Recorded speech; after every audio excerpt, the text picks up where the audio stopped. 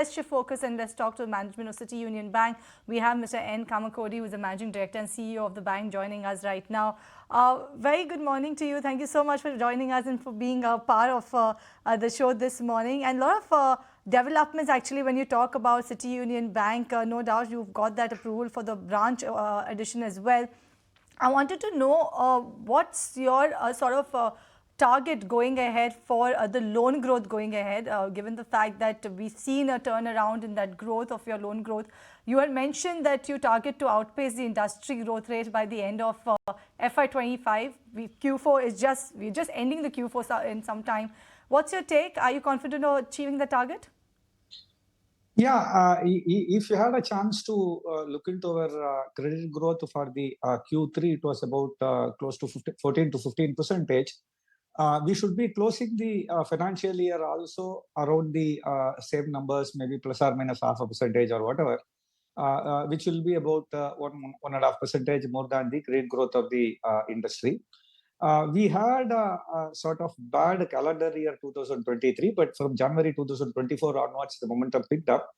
Slowly and steadily, we could cross double digit somewhere during the middle of the last year. And by third quarter, we could almost reach that, like say, low to mid-teens and crossing the industry level credit growth also. Good morning. Nice to have you back. Nikunj also joining in. How are things? Yeah, so far so good. Last time you joined us from the car. Looks like you're back in the office now.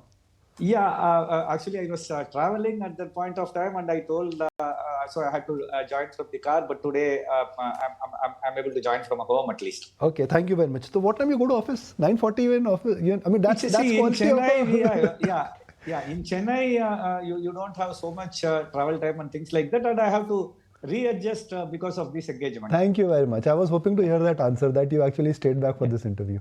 Yeah. And a good banker is the one who's not worried, no? I mean, Aditya Puri used to tell me that he would reach 8:30 in the morning and leave at 5 because bank was doing so fantastically well. So I'm liking what you're telling me. You stayed back because for us, and you're a relaxed banker.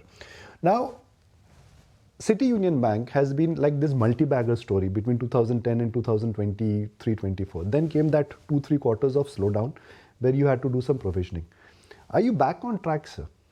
Can I say that your incremental growth, which City Union Bank used to always pride itself in, that is back on track? So 20% is coming for next 3 years, CAGR. See, absolutely, you might have already started seeing the numbers coming back on track, be it growth or be it efficiency and the profitability metrics.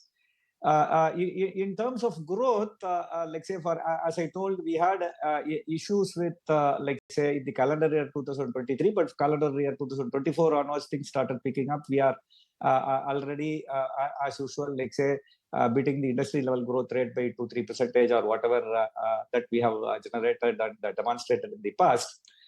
Similarly, on return ratios, we had, like say, consistently maintained 1.5% plus. Like say on the because of the COVID 1 year, we had to cut short our ROA to 1%, and in the next couple of years we got it back to like say 1.5%.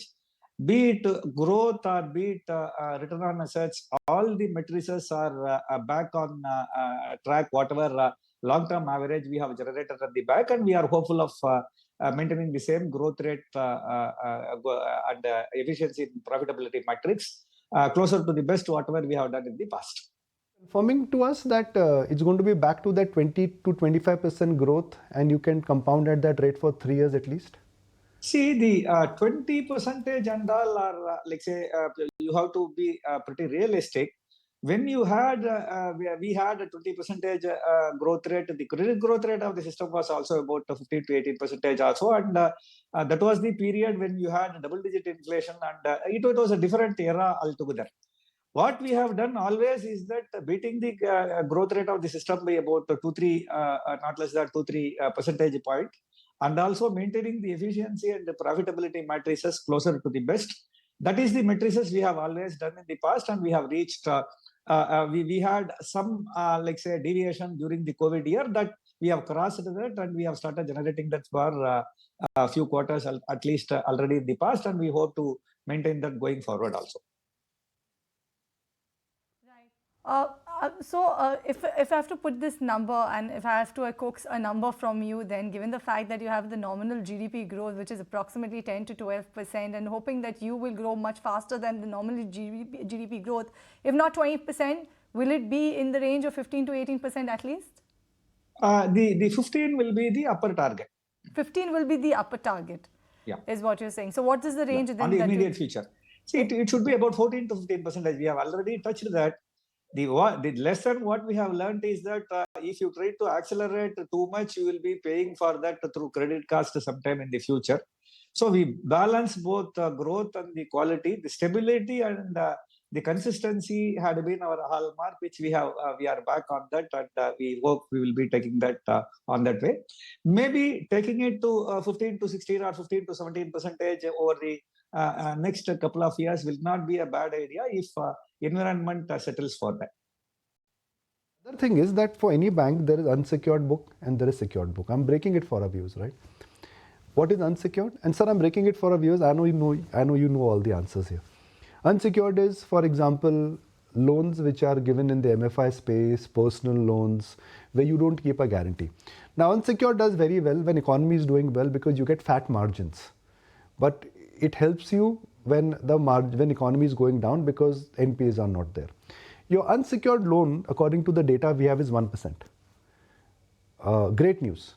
But if it is so low, then won't this also affect your margins? Won't this also impact your spreads? Because that's where the meat is.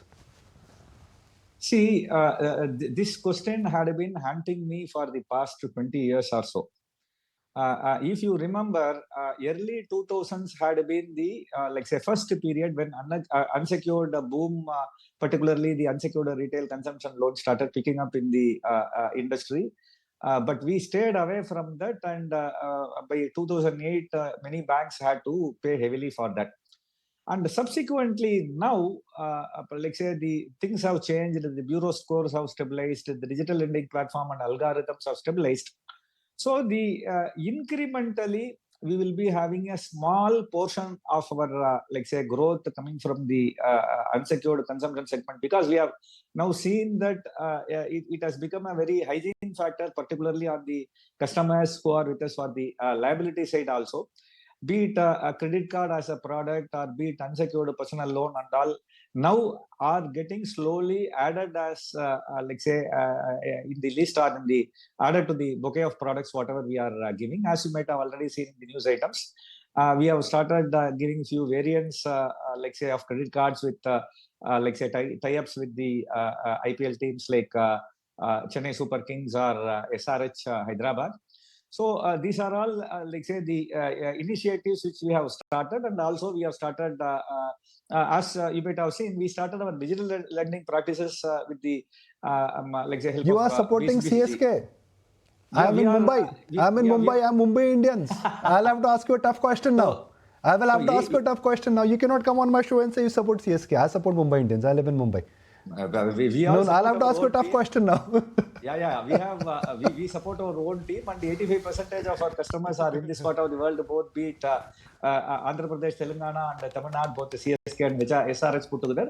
In future, probably these tie-ups will get to become team agnostic and get for the entire team. In fact, we also have a major tie-up with MasterCard, who are one of the major supporters for all IPL put together. So these tie-ups, to get to the main share of individual team members and all. Just to answer your question, we are starting slowly the unsecured portion. Maybe incrementally in our say 14 to 16% growth rate or whatever we try to get, about 1 to 2% will be from the unsecured portion going forward. Maybe in the 3 to 5 years time frame, we may be having about 5 to 7% of our portfolio coming from the unsecured, which will be answering your questions on the both having the cake and eat it too. So you have a portion of unsecured to take care of your buffer as your margin. At the same time, you don't pay too much when the economy gets into a bad cycle. Sir, you've just come back by saying that you'll come to Bombay and you'll support Mumbai Indians. No tough questions for you. I like you. I appreciate your time. Thank you so very much for joining us. My pleasure. All right, so let's now move on and If you like this video, then like, share and subscribe to ET Now.